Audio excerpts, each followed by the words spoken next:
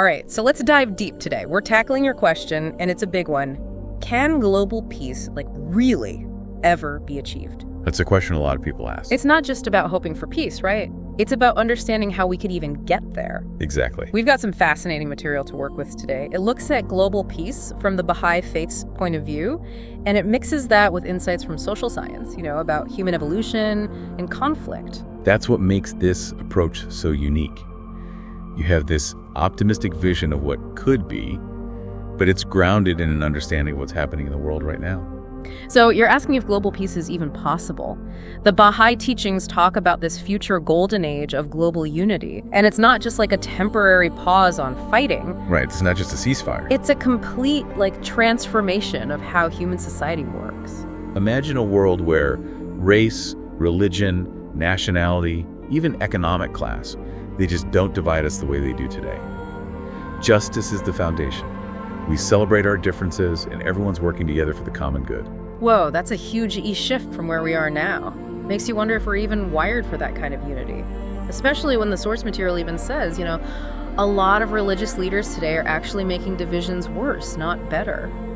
That's where the Baha'i teaching about the common spiritual foundation of all religions comes in. The idea is that at their core, all the major religions are about promoting the same things: love, compassion, unity. So you're saying it's not about making everyone follow one religion, but about finding that common ground, right? And then working together on goals we all share. Exactly. So instead of religious leaders clashing, imagine them working together to tackle things like prejudice and injustice. Yeah, it kind of flips the script on how we usually see religion's role in conflict. So this golden age sounds incredible, but how do we get there? The source lays out 5 key steps, almost like a roadmap to global peace. And these aren't just vague ideas either. They're concrete actions that could have a real impact. It starts with universal education. And not just access to education, but education that helps us develop morally and spiritually, as well as intellectually. Because, let's be real, knowledge without empathy or a sense of justice, well, that can be pretty dangerous, especially when you think about something like global governance, which is the next step. Yeah, global governance can be a controversial topic.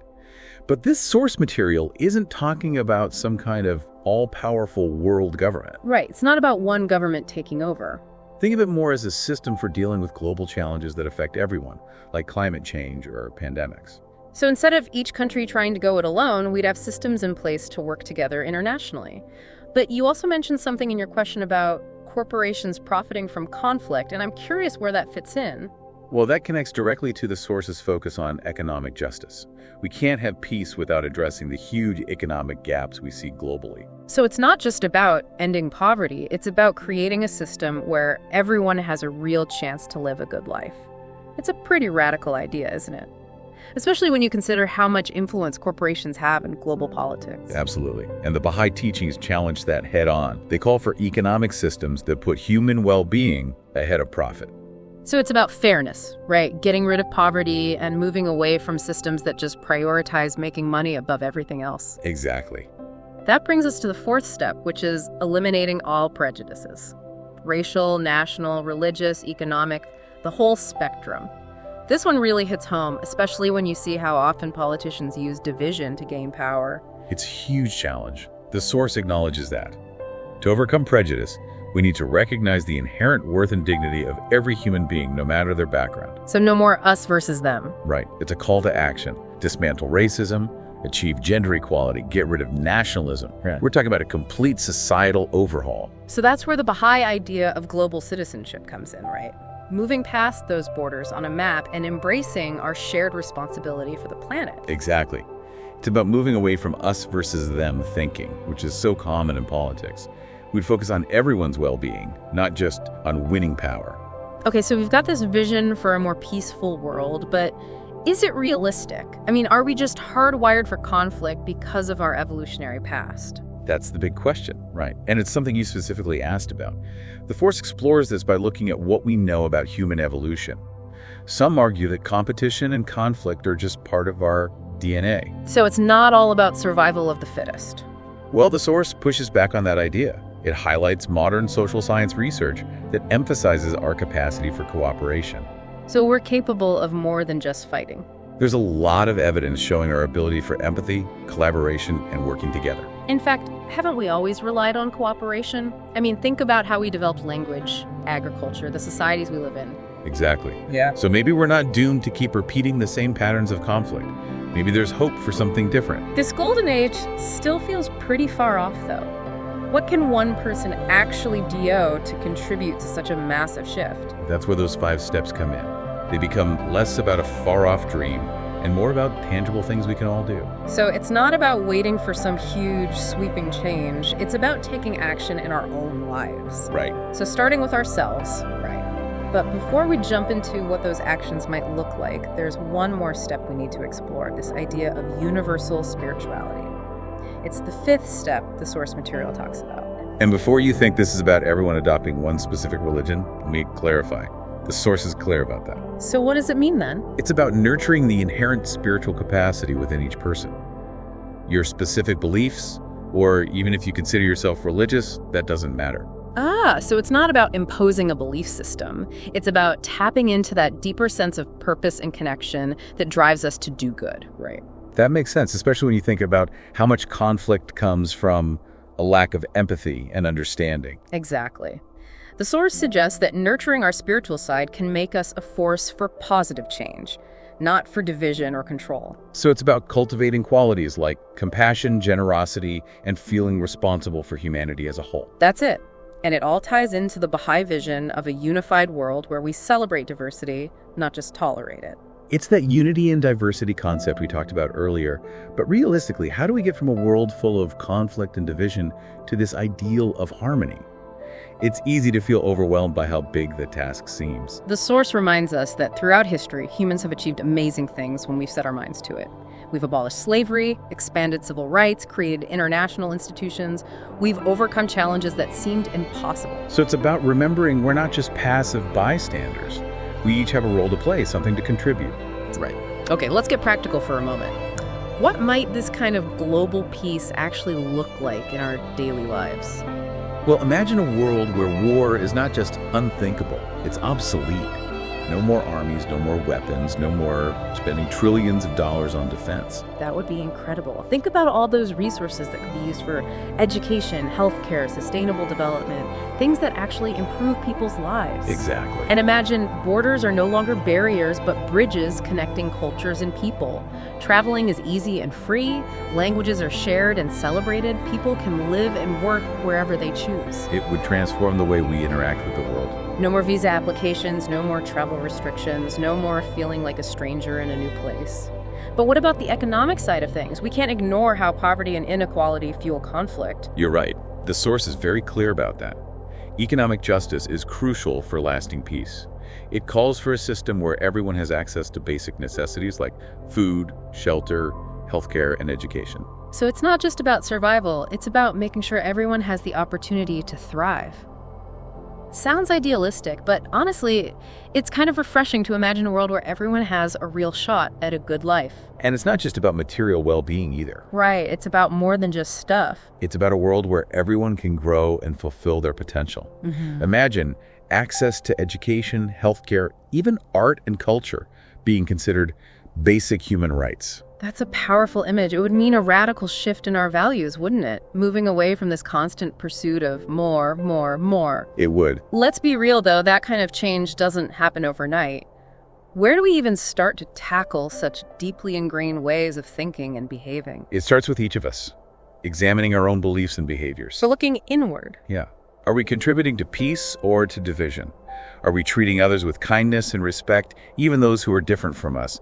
Are we making choices that align with our values? So it's not just about grand gestures, but about the everyday choices we make, being mindful of how we impact the world, both individually and collectively. Exactly.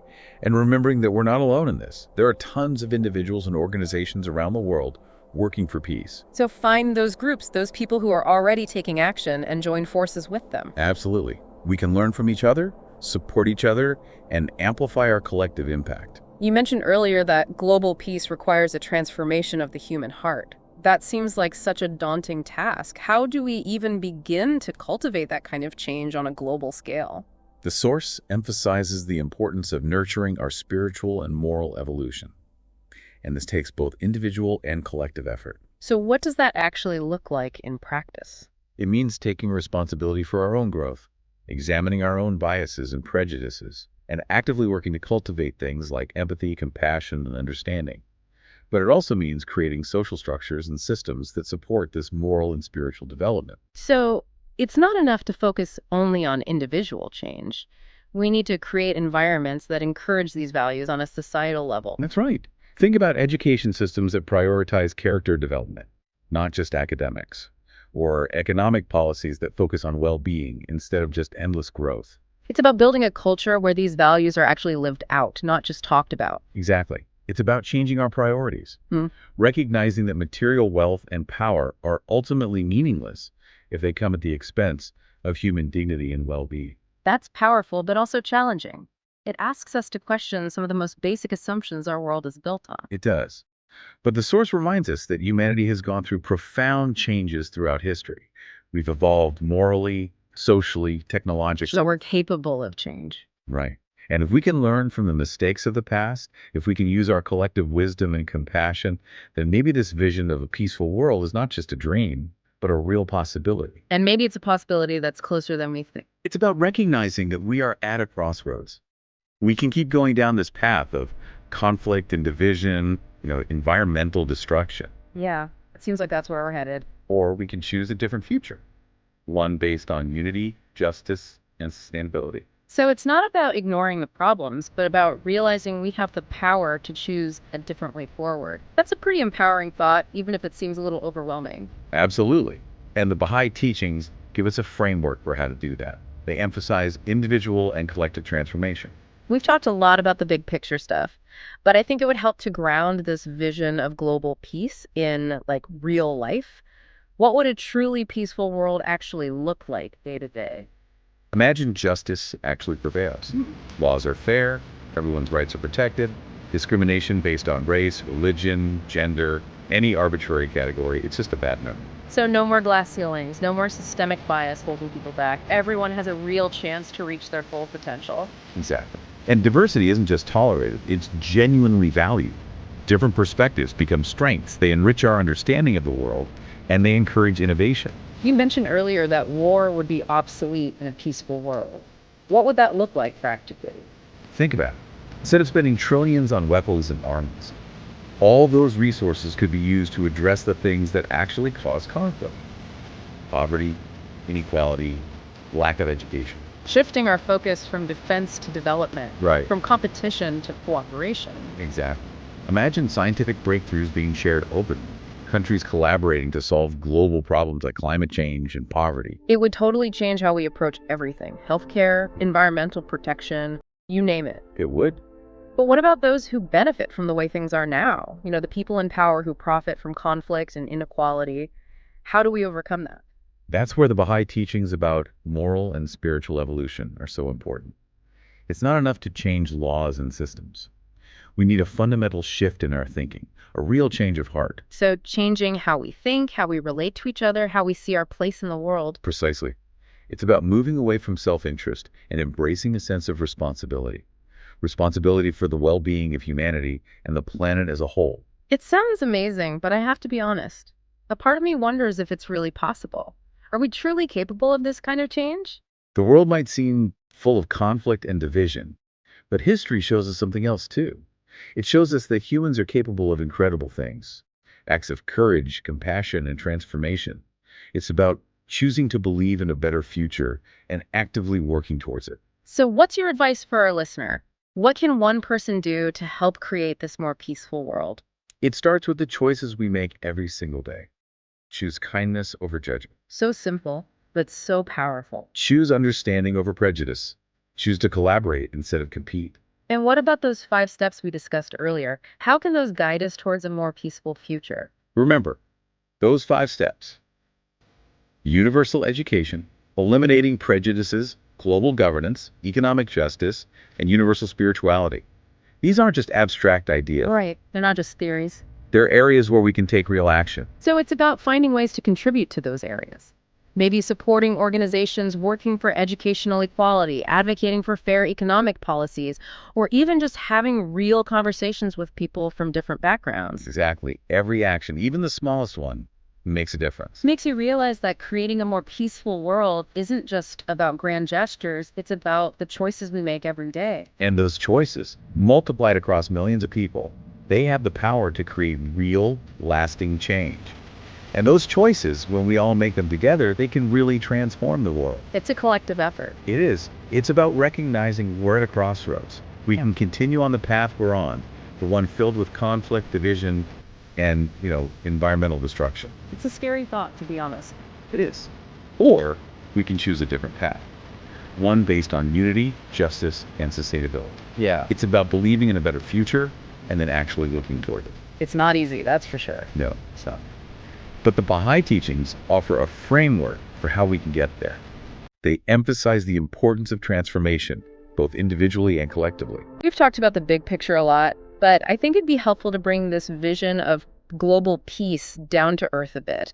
What might a truly peaceful world actually look like day to day? What would it feel like to live in that world? Well, imagine justice actually prevails. Laws are applied fairly and everyone's rights are protected. Discrimination based on things like race, religion, gender, all those arbitrary categories, it's just a distant memory. It's hard to even imagine that sometimes. It is.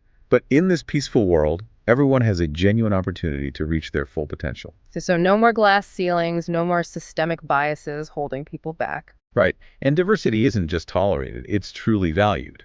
Different perspectives are seen as strengths. They enrich our understanding of the world, and they foster innovation and creativity. You also talked about war being obsolete in a peaceful world. How would that play out in real life? Think about it. Instead of spending trillions of dollars on weapons and armies, we could redirect those resources to address the root causes of conflict. Things like poverty, inequality, and lack of education. Imagine a world where scientific breakthroughs are shared openly, where countries collaborate to find solutions to global challenges like climate change and poverty. Wow, it's mind-blowing to think about how different things could be. It is. But what about those who benefit from the current system? There are powerful forces that profit from conflict and inequality. How do we overcome those obstacles? That's where the Baha'i teachings about moral and spiritual evolution become so essential. It's not enough to just change laws and systems. We need a fundamental shift in our consciousness, a real change of heart. So changing how we think, how we relate to each other, and how we see our place in the world. Exactly. It's about moving away from self-interest and embracing a sense of shared responsibility for humanity and the planet. It's about recognizing that we're all interconnected. This all sounds incredible, but I have to admit, part of me wonders if it's truly possible. Are we really capable of that kind of transformation? The world may seem full of conflict and division right now, but if you look back at history, you'll see that humans are capable of extraordinary things.